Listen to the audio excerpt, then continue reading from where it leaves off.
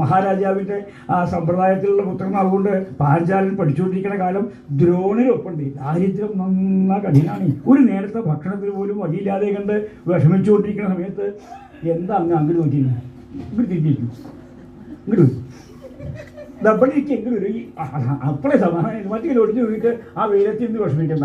ഇനി ഇങ്ങോട്ട് ഇതാക്കി മുഖം നേരാവണം കിടപ്പടിക്ക് പോകുന്നു, ഇങ്ങോട്ട് പോകും എന്നാൽ കുറച്ചുകൂടി കാണാം, സന്തോഷമായിരിക്കും. എന്താ ഒന്നും കഴിക്കാത്ത ജാതിയാണ്, ഇങ്ങോട്ട് മുമ്പിലേക്ക് വരുമോ? നല്ല ഈ പ്രായത്തിലൊക്കെ നല്ല കടിച്ച് വെളുത്ത് അങ്ങനെ കൊണ്ടുകൂടെ എനിക്ക് കാണുമ്പോൾ എവിടെ ഇരിക്കുമ്പോൾ എന്ത് സുഖം കേട്ടോ, സന്തോഷമായി. ആ മുമ്പ് തന്നെ ആവും. ആ വെയിലില്ലാത്ത നേരത്തെ എവിടെ ചരിക്കാം. എന്തൊരു കൗതുക കാണാൻ ശരി അനുസരണേണി അത് തന്നെയാണല്ലോ വേണ്ടത്. ഞാൻ കുറച്ച് നേരം നോക്കണി ഇങ്ങനെ വിഷമിക്കുന്നു വേണ്ട. ഞാൻ മഹാരാജാവിൻ്റെ പുത്രനാണല്ലോ, എനിക്കിപ്പോൾ സമ്പത്തില്ലാന്നല്ല, എനിക്കിപ്പോൾ അധികാരമില്ലാന്ന് മാത്രമേ ഉള്ളൂ. ഇപ്പം ഞാൻ രാജ്യത്തിൻ്റെ അവകാശിയാവുമ്പോൾ എൻ്റെ രാജ്യത്തിൻ്റെ പകുതി രാജ്യം അങ്ങേക്ക് തന്നുകൊള്ളാം, സത്യം പ്രതിജ്ഞ ചെയ്തു. ഇപ്പം എല്ലാവർക്കും സന്തോഷമില്ലേ. കൊടുക്കുക വരുമ്പോൾ ആർക്കും ഇഷ്ടാവില്ല. കിട്ടുന്ന ആൾക്ക് എത്ര കിട്ടിയാലും മതിയാവില്ല. അങ്ങനെയാണല്ലോ ലോക സ്വഭാവമാണ്.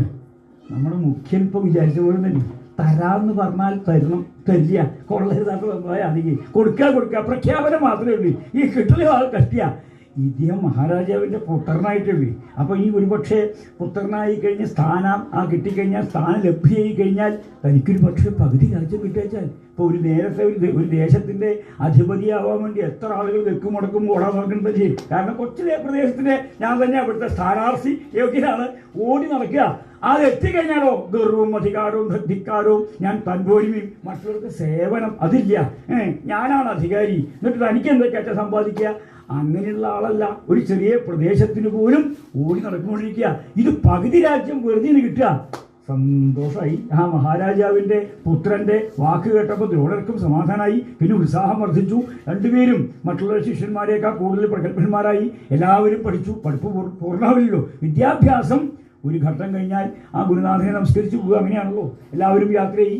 ദ്രോണരുടെ കാര്യം പൂർവാധികം ദുഃഖം ഉണ്ടാവുക ചെയ്തു. ഒരു നേരത്തെ ഭക്ഷണത്തിന് പോലും എന്താ നടക്കണ, വേഗം വരുമോ, കുറെ നേരമായി എവിടുന്നൊക്കെയോ തരാക്കിയിട്ടുള്ള വരവാ. ഇവിടെ വിദ്യ വന്നുള്ളൂ. ഇനി അങ്ങനെ ഒരാൾ ഇവിടെ അഞ്ചേ പോവാം. സന്തോഷമായി. കുറച്ച് വൈകിച്ചാലും അവിടുന്ന് ഇനി നേരത്തെ കൂട്ടി എത്തേണ്ട ആളുകൾ അപ്പോഴെങ്കിലും വന്നുമല്ലോ, വരാം. സന്തോഷമായി.